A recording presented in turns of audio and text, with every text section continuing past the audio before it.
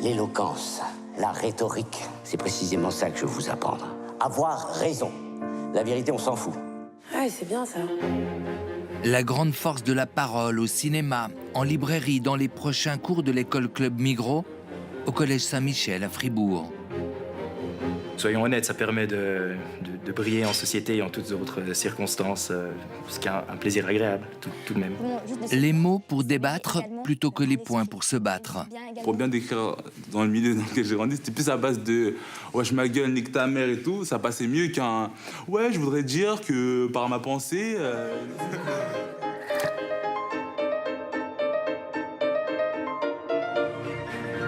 Bienvenue, chers téléspectateurs, dans le monde fascinant de la rhétorique et de la prise de parole en public.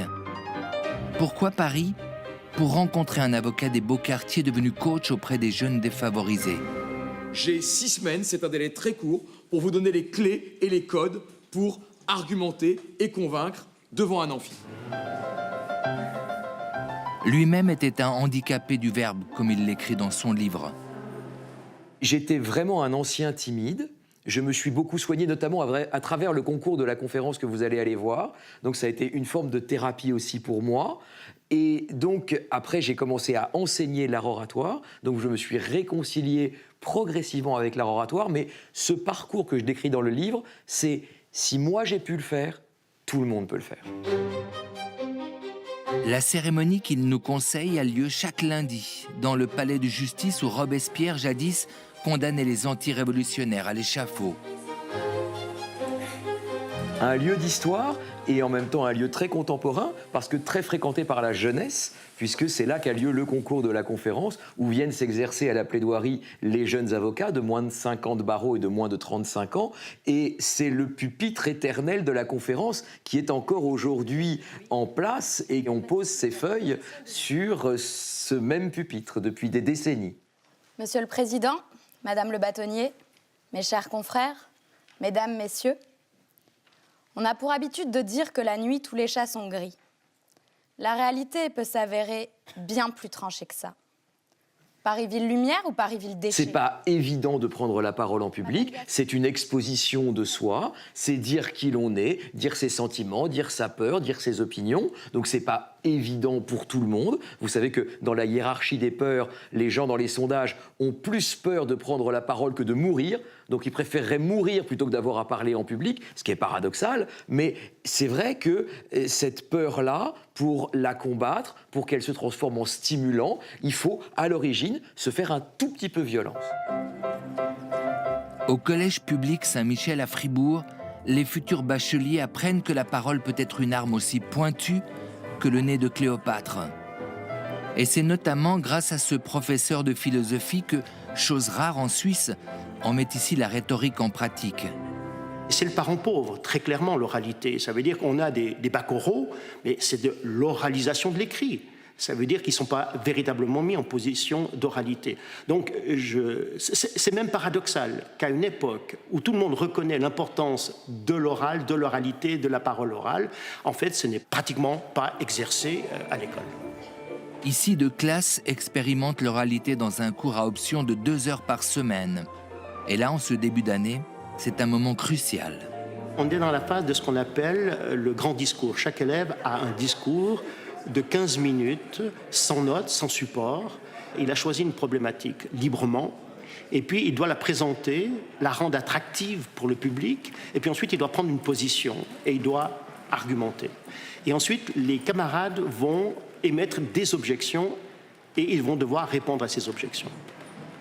Ma maman a aussi un statut WhatsApp. D'ailleurs, elle l'a changé tout récemment. Elle a mis « On ne remplit pas un abîme métaphysique avec un strudel ». Et je dois dire que ce statut m'interloque. Je ne comprends pas comment... Qu'est-ce qu'un abîme métaphysique? Pourquoi est-ce qu'on ne le remplit pas avec un strudel? Est-ce qu'on peut le remplir avec autre chose? Moi, je ne sais pas. Un autre dessert autrichien, des Kaiserschmarren. Je me pose toujours la question. Et aussi, mais surtout, qu'est-ce qu'elle entend par abîme métaphysique? Depuis la nuit des temps, l'homme fait l'amour, ou plutôt fait le sexe, et dans son évolution a développé différentes pratiques sexuelles qui donnent vie au travers de son corps, son instrument d'atout principal.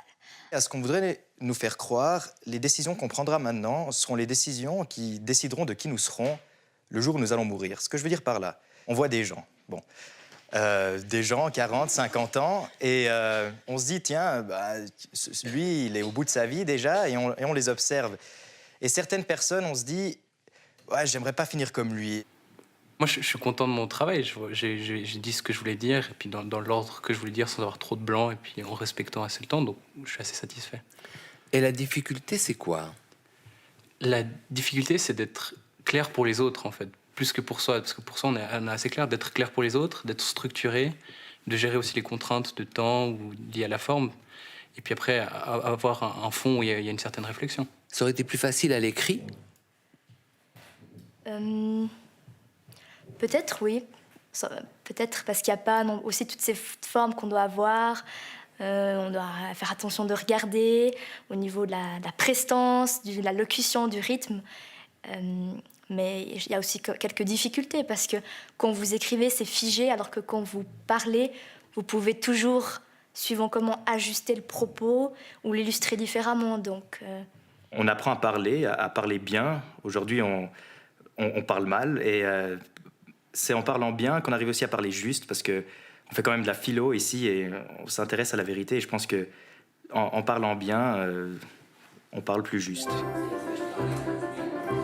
Les Suisses sont réputés taiseux et se méfient des beaux parleurs, même à Genève. Les concours d'éloquence y fleurissent pourtant depuis toujours chez les professionnels de la parole que sont les avocats. Prenez par exemple le lac de Genève, où nous n'appellerons pas l'aimant, parce que nous ne sommes pas là pour ne pas froisser les égaux des Vaudois bouseux, valaisans ivrognes et frontaliers parasites. Mais personne n'est insensible au charme du lac de Genève. Si on s'arrêtait à la dimension du bien parler, au fond, on serait face à une sorte de parade de mots comme ça qui défilent pour le seul but, au fond, de se célébrer eux-mêmes, alors qu'en réalité, la rhétorique, c'est plutôt... ce sont des troupes, une cavalerie, des fantassins qui avancent vers un objectif précis, à savoir convaincre l'autre. Convaincre, mais attention, quand on s'exprime, ce ne sont pas forcément les mots qui priment. Et je suis très en colère. Et les parents et les familles qui vous en... Et les parents... Non, je ne me calmerai pas. Ne montrez pas du doigt avec non, cet index pointé, parce que franchement... Non, je ne me calmerai pas. Non, je ne me calmerai pas. Je ne me calmerai pas. Pour être président de la République, il faut être calme. Non. Il y a un exemple notamment de statistiques dans le débat entre Ségolène Royal et Nicolas Sarkozy. On a demandé aux auditeurs, aux téléspectateurs, qu'est-ce qui vous a le plus marqué du débat entre le contenu, la voix et les gestes? Et les gens répondaient, eh bien écoutez, le contenu c'est moins de 10%, l'intonation de la voix en entre 15 et 20, sauf erreur, je parle de mémoire, et tout le reste, ce sont les gestes. Ça veut dire donc le visage, vous pouvez marquer du mépris, vous pouvez marquer de la colère, vous pouvez marquer une sorte de geste de retrait, une sympathie en souriant. Les gestes, vous pouvez exprimer tellement de choses avec les mains, que ce soit la précision, l'ouverture. C'est un outil, c'est une clé qui vous ouvre des portes, des portails et tout ce que vous voulez. C'est un outil, une clé et même un ascenseur social, comme ici en Seine-Saint-Denis, dans la banlieue parisienne. Avant, quand on voulait manifester son attachement à la liberté d'expression, on disait « Je suis Charlie ». Maintenant, à partir de ce soir, je dirais aussi « Je suis Saint-Denis ».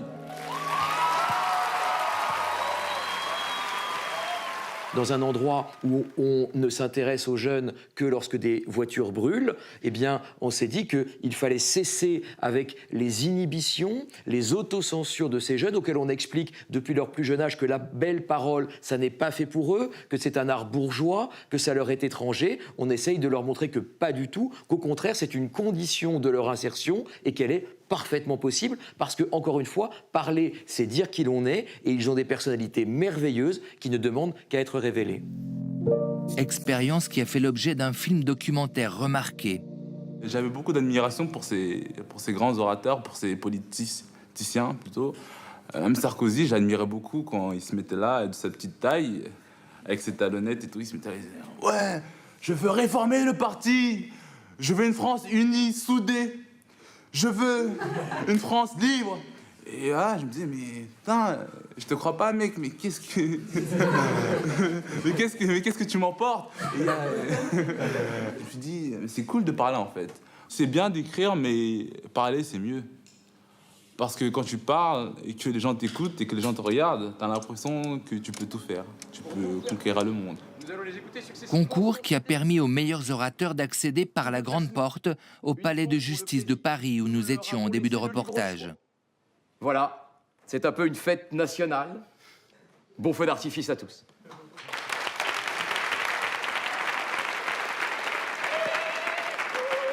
J'aspire à un monde meilleur, un monde équilibré, un monde avec plus de mélodie, avec plus de Malala. J'espère le voir, j'espère être là. Mesdames et messieurs, si la nation est indivisible, alors je ne peux aimer César, mais aimer Césaire. Césaire de l'Afrique noire ou du désert, crachons ma vérité tel un geyser, afin qu'un jour l'égalité prospère. Que la force de la parole soit avec vous, pourrait-on souhaiter, chers téléspectateurs, en guise de conclusion, même si elle semble actuellement confrontée dans la rue à un adversaire hors catégorie. Je crois que la parole n'a jamais été aussi nécessaire qu'à l'heure des réseaux sociaux. Aujourd'hui, bien sûr, on doit communiquer. On doit être présent partout en 140 signes, 280 si l'on est gourmand, mais ça ne remplace pas le rapport interpersonnel. On le voit dans les relations professionnelles. Vous voulez vous brouiller? Envoyez-vous des mails. Vous voulez vous réconcilier? Voyez-vous et prenez un café. On ne se dit pas du tout les mêmes choses lorsqu'on a cet interlocuteur en face de soi et lorsque cet interlocuteur est derrière un écran et qu'on ne le voit pas. On s'autorise tout dans des mails. Alors que la communication interpersonnelle, ce que l'on puise dans le regard de l'autre, ça, c'est vraiment quelque chose de riche. Le reste, c'est desséché.